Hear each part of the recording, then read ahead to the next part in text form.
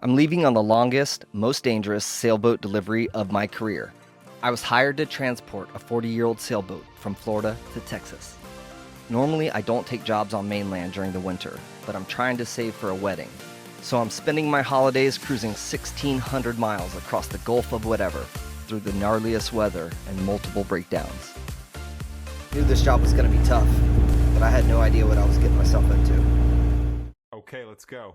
After 2 days of turning wrenches and inspecting the boat, we drop her in the water and head out. The Atlantic is too rough to head offshore, so our plan is to motor south in the Intracoastal Waterway, then sail through the Keys and start working our way west to Texas. We're only 20 minutes into day 2 and we're already broken down. I have a couple of spare belts on board, so we throw one on and keep cruising. Pretty soon, the weather deteriorates. We spend the rest of the day battling our way through storms. We take on fuel in Fort Lauderdale, pack a rapid ditch bag, and double check our offshore safety gear. That guy in a little coat. We motor out of the channel at Port Everglades to find that the ocean is still pretty rough, but the boat handles it like a champ. We get a sail up and start making good speed south. But a few minutes later, we get hit with another isolated squall. The weather slowly improves as we head south, and the cold front slowly dissipates. The Florida Keys greet us with rainbows, and the Everglades waters were as smooth as glass. But as we cruised up the west coast of Florida, thick fog began to roll in.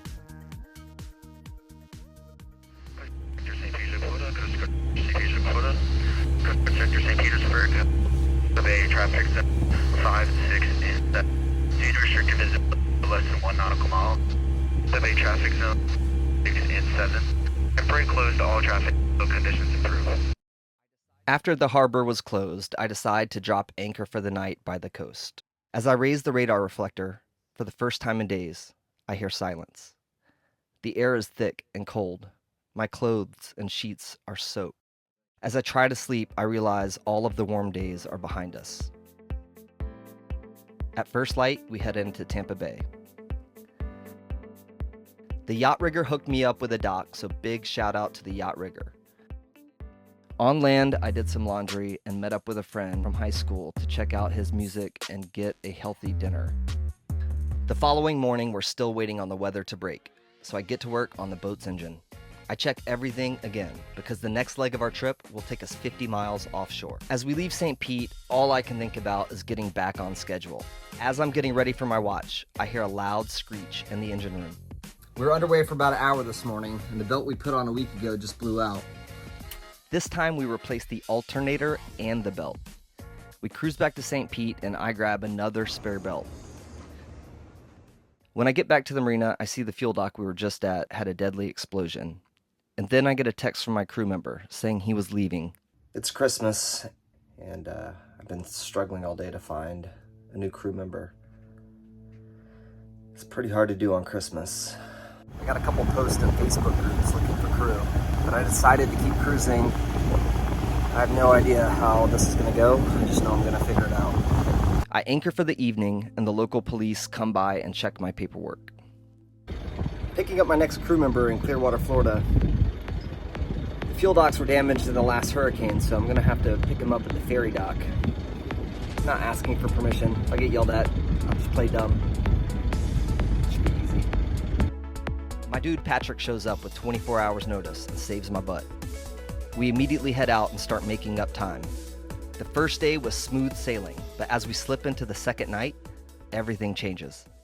A tornado watch remains in effect until 2 a.m. Central Standard Time for southwestern Alabama, northwestern Florida.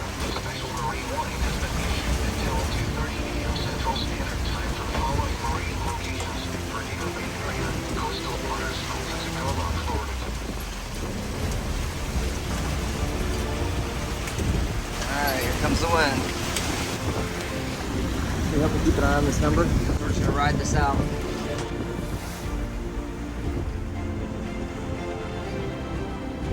That's the worst storm I've been through in a while.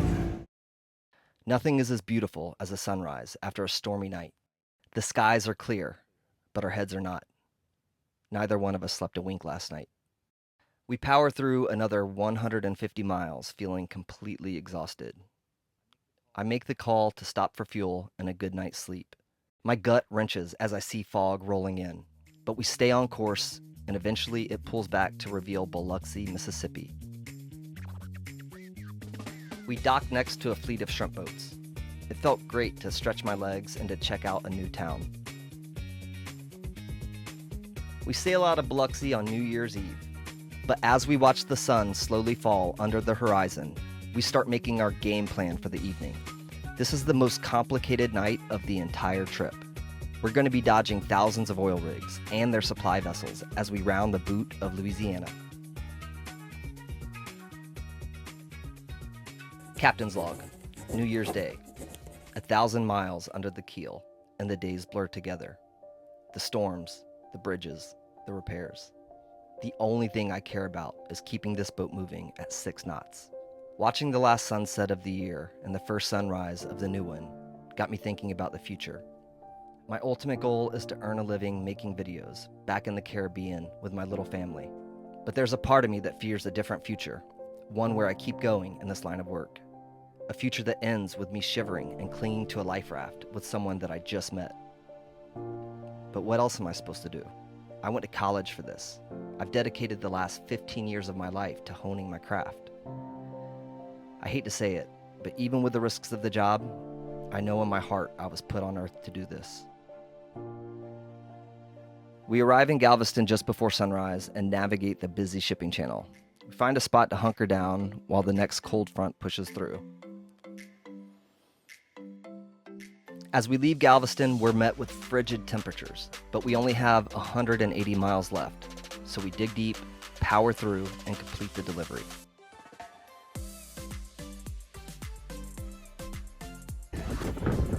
I'm really cold. I think I want to go home and see Lisa now.